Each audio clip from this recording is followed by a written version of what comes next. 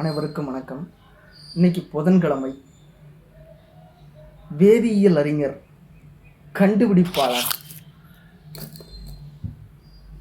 December 17.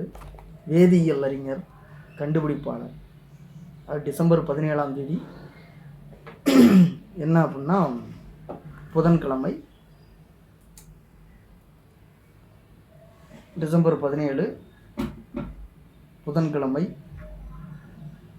வேதியியல் அறிஞர், கண்டுபிடிப்பாளர் சர் ஹம்ப்ரி டேவி அவர் பிறந்த தினம் என்று. இப்படி ஒரு வேதியியல் அறிஞர் இருக்காருன்னு சொல்லி நம்மளுக்கு தெரியாது, பட் இன்னைக்கு தெரிஞ்சுக்கிறோம்.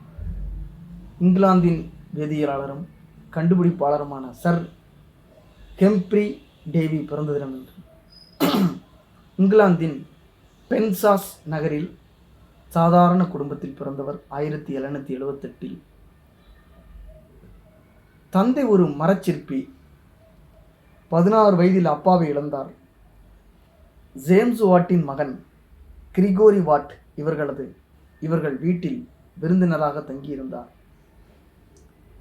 இளம் டேவிக்கு மிகப்பெரிய உறுதுணையாக இருந்து வழிகாட்டினார். அறிவியலில் நாட்டம் கொண்டிருந்த இவர் டேவிஸ் கில்பர்ட் என்ற மருத்துவரிடம் உதவியாளராக வேலைக்கு சேர்ந்தார். இவரது அறிவுத்திறனாலும் பேச்சாற்றலாலும் ராயல் இன்ஸ்டிடியூட் அங்கே வேலை கிடைக்குது.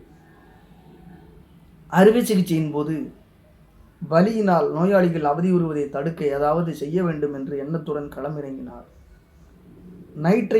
நைட்ரஸ் ஆக்சைடின் மயக்க விளைவை பற்றி ஆய்வு மேற்கொண்டார். துணிச்சலுடன் அந்த வாயுவை தானே நுகர்ந்து பார்த்தார். மயக்கமடைந்தார்.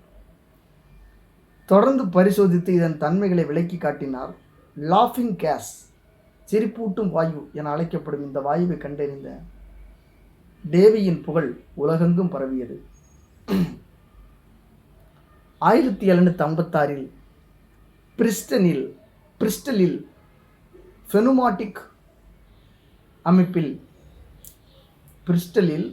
ஃபெனுமாட்டிக் அமைப்பில் இணைந்த டேவி பல்வேறு ஆராய்ச்சிகளை மேற்கொண்டார். ஒரு வருடத்துக்குள் நைட்ரஸ் ஆக்சைடு குறித்த புகழ்பெற்ற கட்டுரைகளை வெளியிட்டார். இந்த 2 ஆய்வு கட்டுரைகளும் உலகம் முழுவதும் பிரபலமடைந்தது. 1801 ராயல் இன்ஸ்டிடியூட்டில் உரையாற்றினார். தோல் பதனிடல், வோல்டா மின்கலம் ஆகியவை குறித்தும் ஆராய்ச்சிகள் மேற்கொண்டு சொற்பொழிவுகளை ஆற்றி வந்தார். வேதியியல் கூட்டுப் பொருட்களை மின்னார் பகுப்பு மூலம் எவ்வாறு பிரிப்பது என்பதை இவர் விளக்கினார். சோடியம், பொட்டாசியம் ஆகியவற்றை பிரித்து காட்டினார். இந்த அடிப்படையில் ஆல்கலைஸ்கள், உலோக ஆக்சைடுகளே ஆல்கலைஸ்கள் ஆல்கலைட்ஸ்னா காரப்பொருட்கள், அது எல்லாமே மெட்டல் ஆக்சைடு அப்படின்னு சொல்லி சொல்கிறார் என்பதை செயல்முறை விளக்கத்துடன் எதிர்த்து கூறினார். வாயுக்கள் குறித்த ஆராய்ச்சிகள் மற்றும் கண்டுபிடிப்புகள் அனைத்தும் அவை தொடர்பான ஏராளமான ஆராய்ச்சிகளுக்கும் கண்டுபிடிப்புகளுக்கும் வழிவகுத்தன. Chlorine, potassium, calcium, magnesium, barium, boron, iodine ஆகியவை பல்வேறு தனிமங்களையும் கண்டறிந்தார். ரசாயன ஆராய்ச்சிக்கு மின்சாரம் சிறந்த பயன்பாடாக உள்ளது என்பதை நிரூபித்து காட்டியதால் மின்சார ரசாயனத்தின் தந்தை என்றும் போற்றப்படுகிறார்.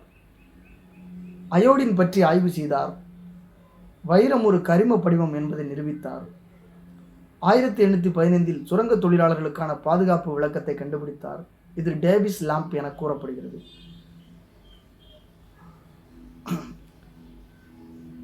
மின்சார ரசாயனத்தின் தந்தை என்றும் இவர் போற்றப்படுகிறார்.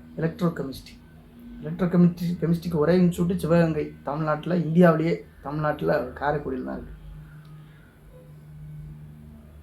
சிதைந்த வேதியியல் கூட்டுப் பொருட்களின் மீது எலக்ட்ராலிசிஸ் முறையில் செயல்பட்டு அதிலிருந்து potassium, sodium, barium, calcium, magnesium ஆகிய மூலப்பொருட்களை பிரித்தெடுத்தார்.